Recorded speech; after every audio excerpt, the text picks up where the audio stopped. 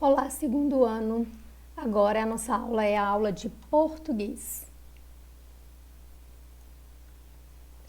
Nós vamos fazer a correção das atividades do livro. A primeira é a atividade 7, né? Primeiro, a gente tem que saber que as palavras que representam qualquer pessoa, flores, animais, sentimentos ou objetos são chamadas de nomes comuns. Na escrita desses nomes, usamos a letra minúscula. Os nomes usados para nos referirmos a uma pessoa, lugar, cidade ou rua, entre outros, são chamados de nomes próprios. Usa-se a letra maiúscula para escrever esses nomes e também no início das frases.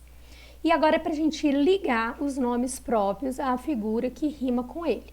Joana rima com banana, Samuel com anel, Heloísa com camisa, Isabela com panela e Vicente com dente.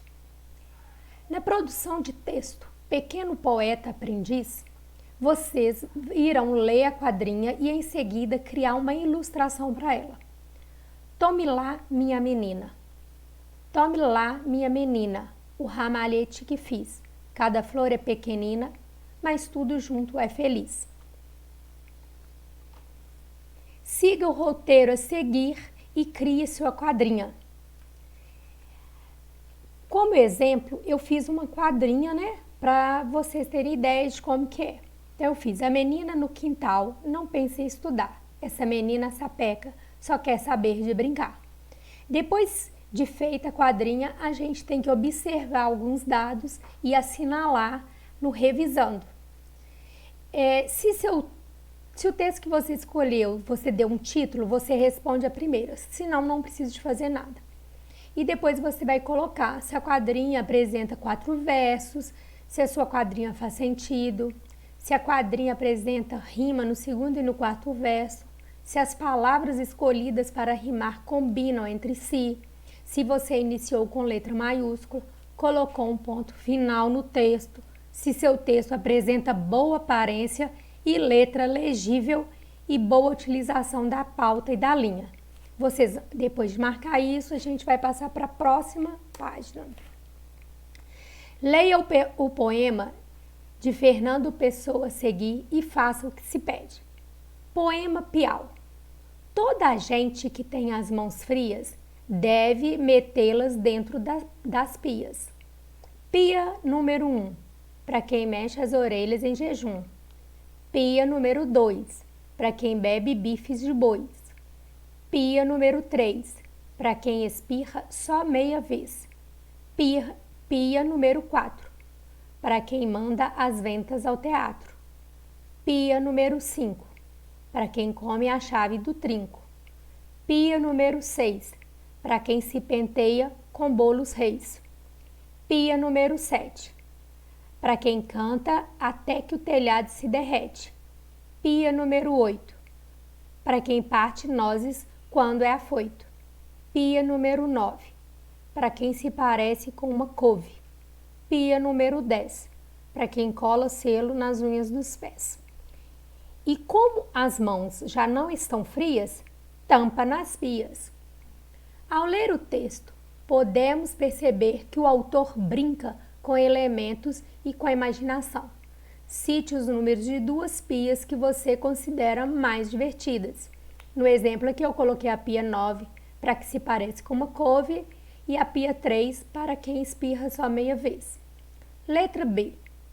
Sobre a relação entre as características das pessoas e o número das pias, é possível dizer que é real, normal ou fantasias? Fantasias. Leia alguns versos do poema e identifique o número de pias correspondente. Quem se parece com uma couve? Pia número 9. Quem mexe as orelhas em jejum? Pia número 1. Quem parte nozes quando é afoito? Pia número 8. Quem bebe bife de bois? Pia número 2. Quem come a chave do trinco? Pia número 5. Quem manda as ventas ao teatro? Pia número 4. E se de repente aparecesse a pia número 11? Para que ela serviria? Assinale a opção correta para completar o novo verso. Pia número 11, para quem inventou uma estátua de bronze. Dica: no poema, o poema Piau, as rimas aparecem ao final de cada verso. Leia as palavras em voz alta para conferir se o som delas combina. Leia o texto a seguir do escritor Lalau, Muriqui do Norte. Muriqui vem por aqui, enrosca a cauda no galho da cabreúva. Muriqui, não saia daí. Céu carregado é sinal de chuva. Muriqui, olha ali. Formiga preta é perigosa, é saúva. Muriqui, cuida bem de si. Sua companheira não quer ficar viúva. O texto Muriqui do Norte pode ser considerado um poema. Apresente uma característica do texto que comprove essa afirmativa. O texto pode ser considerado poema porque ele é escrito em versos e estrofes. O poema que você leu tem 12 versos e 4 estrofes. Escolha um nome próprio para o Muriqui do Norte, Adão, a formiga preta, Jujuba, a companheira do Muriqui do Norte, Peninha. Retire do poema 4 palavras que rimam com a fruta a seguir. O nome da fruta é a uva. Rima com uva, saúva, viúva, cabreúva e chuva. 5. Existe um documento muito importante no Brasil que lista os animais encontrados em nosso país e que estão ameaçados de extinção. Ameaçados de extinção quer dizer que estão ameaçados de acabar, de não ter mais nenhuma espécie desse animal. Infelizmente, de acordo com essa lista, os muriquis do norte encontram-se ameaçados de desaparecer das matas brasileiras. Junto com seus colegas e com seu professor, faça um cartaz conscientizando as pessoas de sua escola sobre a necessidade de respeitarmos a natureza e os muriquis do norte. Escolha um lugar bastante visitado na escola para fixar o cartaz. Leia as quadrinhas a seguir. Atenção, estão faltando palavras no segundo ou quarto verso. Corre, corre, minha pombinha, vai para o mato te esconder, que aqui passa um gavião que jurou te comer. Andorinha no coqueiro, sabiá na beira-mar, andorinha vai e volta, meu amor não quer voltar. Tico, tico, rasteirinho, tira o galho do caminho, que à noite quero passar, tenho medo dos espinhos. Nos linhas a seguir estão escondidas palavras que completam os versos. Desembaralhe as letras e complete as quadrinhas, colocando cada palavra em seu devido lugar para formar as rimas. Na primeira, esconder, na segunda, voltar e na terceira, caminho. Você vai conferir agora outro poema de Olavo Bilac. Ele escolheu a cena de um conflito infantil e criou um pequeno poema. Veja, a boneca. Deixando a bola e a peteca com que ainda há pouco brincavam, por causa de uma boneca, duas meninas brigavam. Dizia a primeira, é minha, a outra gritava, e nenhuma se continha, nem a boneca largava. Quem mais sofria, coitada, era a boneca, já tinha toda a roupa estraçalhada e amarrotada a carinha. Tanto puxavam por ela que a pobre rasgou-se ao meio, perdendo a estopa amarela que lhe formava o recheio. E ao fim de tanta fadiga, voltando a bola e a peteca, ambas por causa da briga, ficaram sem a boneca. Agora responda. O texto apresenta palavras que representam nomes comuns de brinquedos. Identifique as 3 palavras no texto e anote-as: bola, peteca e boneca. Letra B. Pense em 2 nomes próprios para a menina do poema E para a boneca, escreva-os no espaço a seguir. Alice, Cecília e Lia. Explique o motivo de as palavras apresentadas na resposta A e B terem sido escritas com a primeira letra em um formato diferente. As palavras foram escritas com formatos diferentes porque os nomes dados às coisas são escritos com letras minúsculas e os nomes dados às pessoas sempre são escritos com letra maiúscula. Pensem em um outro final para o poema de Olavo Bilac em seu caderno. Escreva, junto com sua turma, a ideia que vocês tiveram. Use rimas. Circule a primeira sílaba dos nomes de filmes a seguir e escreva uma palavra comum que comece com essa mesma sílaba. Veja o exemplo. Valente, vagão. Moana, moto. Ratatouille, rato.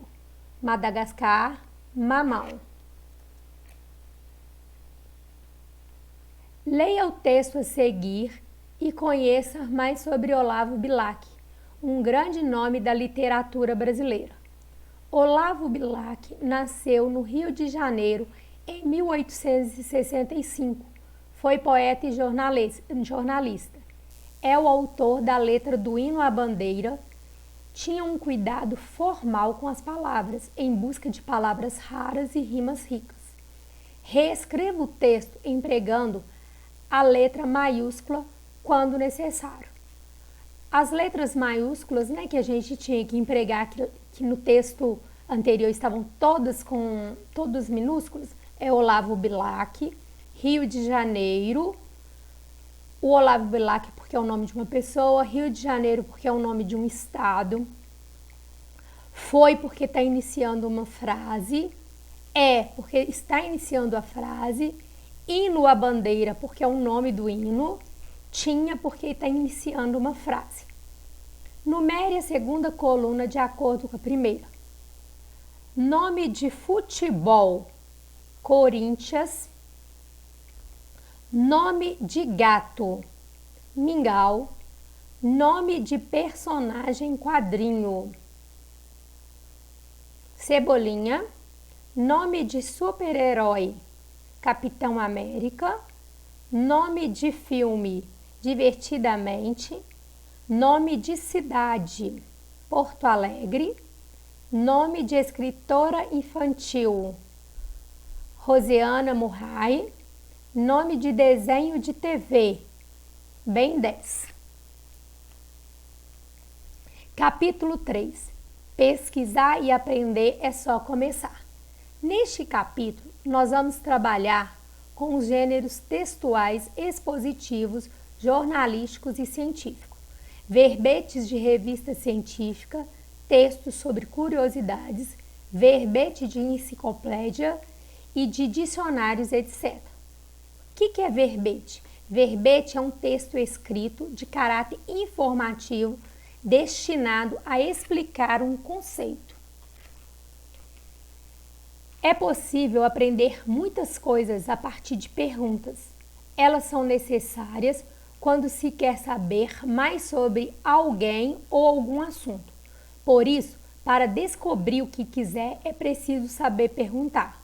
O texto a seguir é a resposta publicada na revista Recreio a uma pergunta feita por um leitor. Por que nós rimos quando nos fazem cócegas? De acordo com o cientista, as cócegas ativam uma parte do cérebro que antecipam a dor, por isso fugimos dela. Assim, a risada faria parte de um mecanismo de defesa, herança da evolução humana. Na época das cavernas, as risadas seriam um sinal de submissão. Uma prova disso é que os lugares mais sensíveis às cócegas são os pontos fracos do corpo humano, como a barriga e o pescoço. Por dentro do texto, observe o título do texto. Se o título for excluído, o texto continuará tendo sentido? Justifique. Sim, porque ao ler o texto fica muito claro de que assunto ele está informando.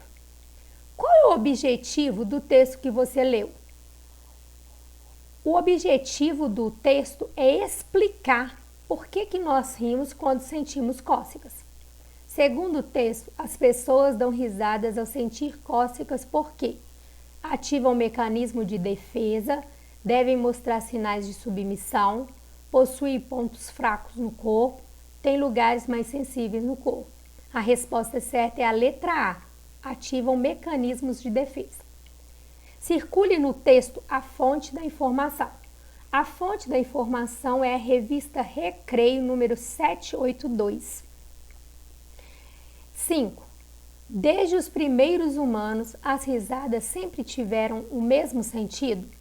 De acordo com o texto, na época dos homens das cavernas, as risadas seriam um sinal de submissão, o que não acontece mais nos dias atuais. Cite, de acordo com o texto, os lugares do corpo mais sensíveis às cócegas, barriga e pescoço.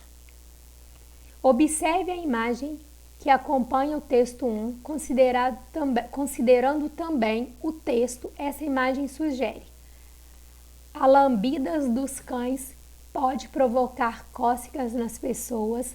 Além das pessoas, os cães também sentem cócegas. Nem todas as pessoas sentem cócegas no corpo. Os cães são animais que mais sentem cócegas. A resposta certa é: a lambida dos cães pode provocar cócegas. O texto que você leu é um texto expositivo informativo. O principal objetivo desse texto é informar, dar explicações sobre algum assunto. Como você já percebeu, o texto informativo traz em seu título o assunto principal e, na maioria das vezes, utiliza termos técnicos científicos. Ouça a leitura do seguinte